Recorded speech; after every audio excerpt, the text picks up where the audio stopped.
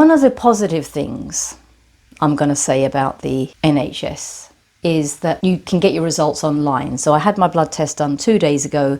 I logged in last night and I was able to get my full blood count and my HbA1c result. I still haven't got my lipids, so I'll check that today.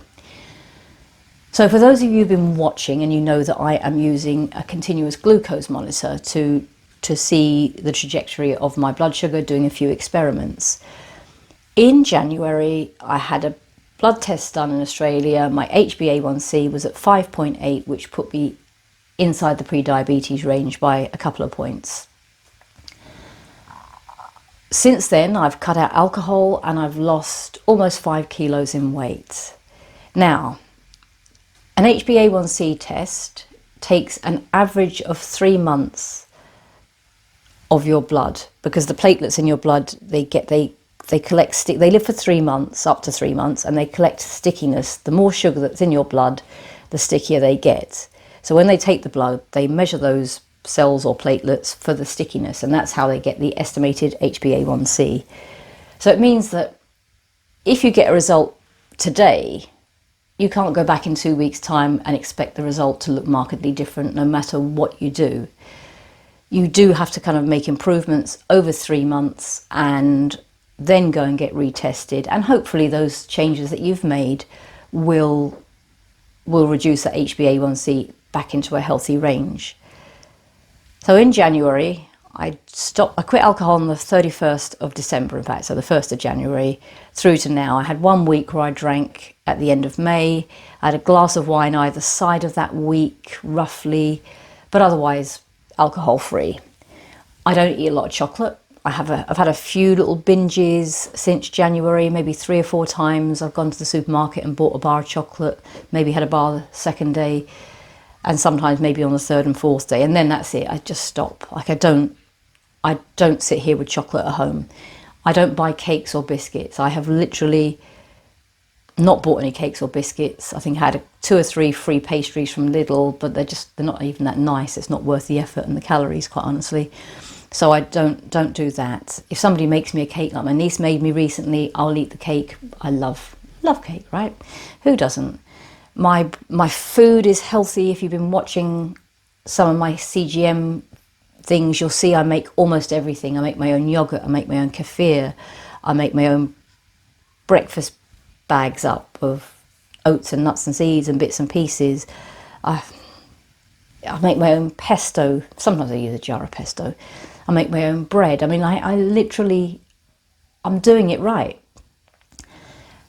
Since January, I've lost almost 5 kilos in weight, and I will see if I can step back here. I'm not sure how much you can see. I am down to, I mean, you can see, I'm down to 55 kilos, give or take a few 100 grams.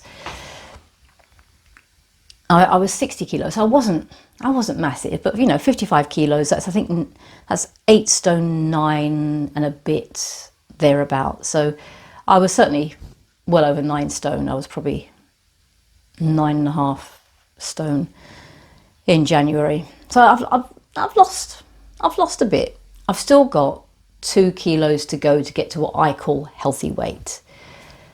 And I'm doing that not because I care about how I look, I care about my health. And I wanted to get that HbA1c down, and I also wanted to get my very high cholesterol down from 7.8 down into at least the 6s. I wanted to get it from you ought to be dead to you're going to die eventually type range. Anyway, I got my HbA1c results last night, and my HbA1c hasn't moved. It hasn't moved at all. It's still at the equivalent of 5.8. It's exactly the same, and I'm gutted. I've got to be honest. I'm absolutely devastated. Perhaps it was arrogant of me to think that just losing weight was enough, but it's not, clearly. Now, I know that you're supposed to move more and exercise more, and I must admit I have become a bit of a couch potato. I can't say as I'm not fit. I can easily walk 10,000 steps, 20,000 steps. I had my cousin here a few weeks ago, and we did 30,000 steps on the Monday, 25,000 steps on the Tuesday, and I think 22,000 steps on the Wednesday, and not a blister, no aches, no pains, like easy, and brisk walking. I'm a fast walker. You know, when I go to the train station, I run down the stairs, I run up the escalators, or if the escalators are very steep, I sometimes just walk up. But I try to keep, you know, reasonably fit when I do those things. But I am a couch potato otherwise, and I know it. And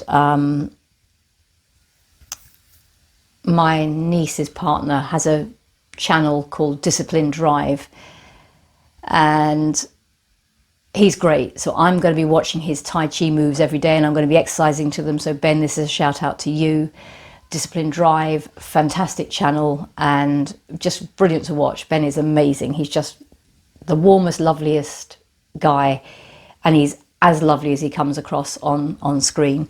So I'm going to be doing that daily now from here on in. That's my commitment to me and to you, because I have got to get this HbA1c down.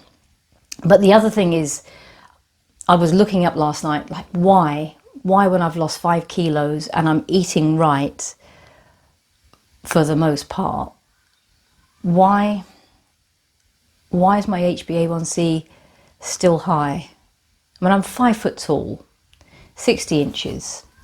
My waist measurement is still around about 30 inches. I mean, I've got it down to 30 inches in the last couple of weeks. It has been stubbornly sitting at 31, but it's still, even now at 8 stone 9, I have a 30-inch waist on my 5 foot frame. You know, it's just weird. It's not like I carried the weight around my tummy, so that's visceral fat, and that waist measurement should be less than half your height, and that I know about, and it's clearly a problem. So I need to do more to lose that, and it's just about losing the weight. Oh my God, it's so frustrating. You know, sometimes you just think, last night when I read those results, I thought maybe I should just crack open a bottle of wine. I didn't. But I need to lose this. I need to lose another couple of inches off my waist, which is another couple of kilos. I know it. I know it. And then I know the doctor won't give me another HbA1c test because, according to them, I'm in range, and they will just not do it. I know it. I won't even bother asking them to. They're just not even going to call me. Not on that. So my commitment is, it's now the 21st of August, I think. And let's have a look. Yes, it's Friday the 21st of August.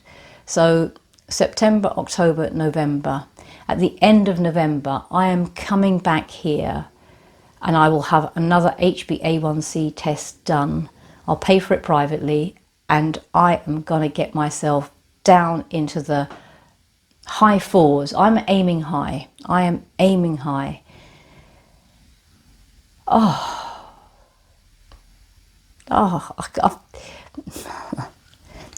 hardly ever feel deflated about things. You know, I know I have to pick myself up. I know I have to pick myself up from this. And I know if you're watching, you're probably going, oh, really? What's the big deal? Oh, you know. But it is a big deal. It is a big deal. It's a big deal to think you're doing everything right, or almost everything right, and it's still not right. So, folks, if your waist measurement is equal to or more than half of your height, do something about it. Don't be like me. Don't be like me, where I've ignored it for years. If you've never had an HbA1c test done, ask for one. If your doctor won't do that, pay for one. Go to Boots, go online. I think you can get a finger prick test on Amazon. These things are not particularly expensive. And I appreciate that money isn't something that people have lots of. I get that. But you are worth the money. And if you get the test back and it says your HbA1c is below 40 or below 5.6, brilliant, right? You've got a baseline where you can go, all right, you know you're in good shape there. But if you get it back and it says it's above those numbers, and let's go for the Australian and the American measure on this one, because we should set the bar low on this and keep ourselves within health. So if your measure comes up at above 38 or above 5.6, it's time to start making changes, because your health matters. You matter. You are important. When you look at some of the things that you spend your money on, whether it's a newspaper or a magazine or the occasional cup of coffee down at the local Costa, or the odd pastry down at the little coffee shop, I get their treats, and you deserve nice things, but you deserve good health. Please invest in yourself. Please know these most basic things about yourself. And while you're at it, you can go online and you can buy a blood pressure monitor from Amazon. I bought one for 18 quid, I think. And I thought, this is probably going to be rubbish. And I've measured myself at home, and I've been measured at the doctor's, and it's accurate. 18 quid. I mean, there's very few people who cannot spare that occasionally. You know, even if you put away a couple of quid a week for a few weeks to save up for these things, your health is so important. You are important. Please do this for yourself. Please. This matters. You matter. All right. Rant and lectures over. I will resume my normal irritating service shortly. I'll be doing the results of yesterday's glucose monitor, day 8, and I'm going to treat myself to another cup of coffee to give myself some oomph and to make myself feel good.